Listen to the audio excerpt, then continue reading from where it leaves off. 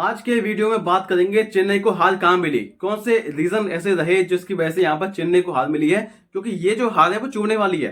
अपने घर पर आप लगातार 2 मुकाबले हार चुके हैं। आरसीबी से हारे 17 साल के बाद। इसके बाद यहाँ दिल्ली से भी आप हार गए, यानी उन दोनों टीमों से हार गए जहां पर आपका दबदबा रहता था।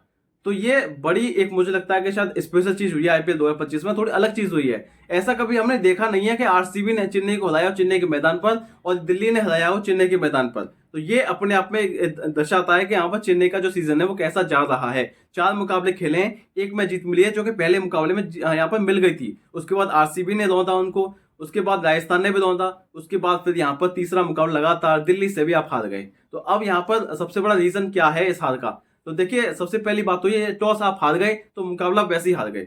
चेन्नई के मैदान पर मैंने काफी सुना है कि जब दिन का मुकाबला होता है ना, तो जो टीमें हैं वो टॉस जीत बैटिंग करने का फैसला लेती हैं। उनको पता है कि जो पिच है ना वहां पर उस तो आएगी नहीं, ड्यू फैक्टर आएगा नहीं, तो उनको पता है कि जो पिच है वो काफी स्लो होता चला जाएगा जैसे मैच प्रोग्रेस होगा। यानी दूसरी इनिंग आएगी तो वहां पर जो है बल्ले पर आएगी नहीं अच्छे से बॉल, और वहां पर जो है बैट्समैन के सामने काफी सारी दिक्कतें का सामना करना पड़ेगा। इसलिए यहाँ पर टॉस जीत के बैटिंग का फैसला किया दिल्ली ने, और वहीं जो है चेन्नई को इस मैच में हार का सबसे बड़ा रीजन भी रहा है। क्योंकि अगर आप टॉस हार जाएंगे ऐसे मैदान पर जहां आपको पता है कि यहाँ पर टॉस जीत के पहले बैटिंग आपको करनी चाहिए, तो वहां पर तो आप काफी पीछे हो जाएंगे। और जहां पर 180 रन बन गए थे वहां पर तो लगने लग गया था कि शायद ये मुकाबला चेन्नई के गिरफ्त से दूर होता जा रहा है। और खासकर जो बैटिंग चल रही है उनकी, ऋतुराज गायकवाड़ फॉर्म में नहीं है, सचिन रविंद्र शुरुआती 2 मैचेस में काफी फॉर्म में लग रहे थे, लेकिन यहाँ पर जैसे ही वो 1-2 मैचेस हारे उसके बाद में उनका भी लय जो है काफी खराब हो गई है। और डेवन कॉनवे को आज खिलाया था लेकिन उसका भी कोई फायदा निकला नहीं। 13 रन बनाए 14 गेंदों में। तो शायद मुझे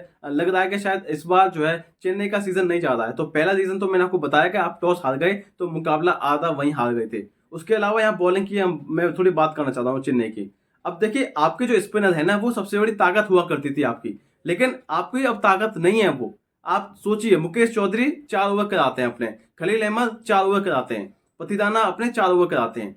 भाई आपके स्पिन के अगर मैं बात करूं तो आपके 12 ओवर हुआ करते थे और आपको कराने पड़ रहे फास्ट बॉलर से।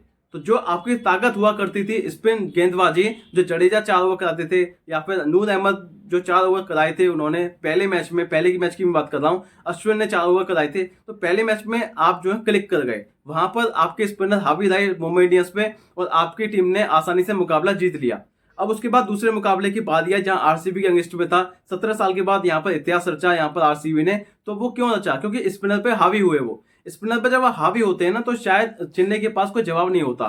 तो ये सबसे बड़ा रीजन रहा हार का। और यहाँ पर जैसे स्पिनर पे आप हावी हो गए तो वहां पर स्पिनर जो है वो थोड़े से ऐसा दिखाई दिया कि शायद हम क्या करें, हमारे पास कोई ऑप्शन नहीं है। तो ये अटैक ही एक बेस्ट ऑप्शन होता है विपक्षी टीमों के लिए, और वही जो है वो सबसे बड़ी कमजोरी बन रहा है चेन्नई के लिए। अब चेन्नई के स्पिनर्स काम नहीं करेंगे तो चेन्नई स्ट्रगल करेगी, ये आप मान के चलिए। क्योंकि चेन्नई के मैदान पर 3 मुकाबले अब तक हो चुके हैं चेन्नई के, जहां पर 1 मुकाबला जीत मिली है, 2 में उनको हार मिली है। जो कि हार जो मिली है उनको दोनों चेन्नई के मैदान पर वो इसलिए मिली है क्योंकि स्पिनर ने कुछ भी ऐसा काम नहीं किया जो उनको करना चाहिए था। तो यहाँ पर जिस तरीके से हार मिली है चेन्नई को, ये एक दुखदाई चेन्नई है मैं ये कहूंगा। क्योंकि यहाँ पर लगातार आप हारते रहेंगे इस तरीके से तो आपका सीजन काफी खराब जाने वाला है।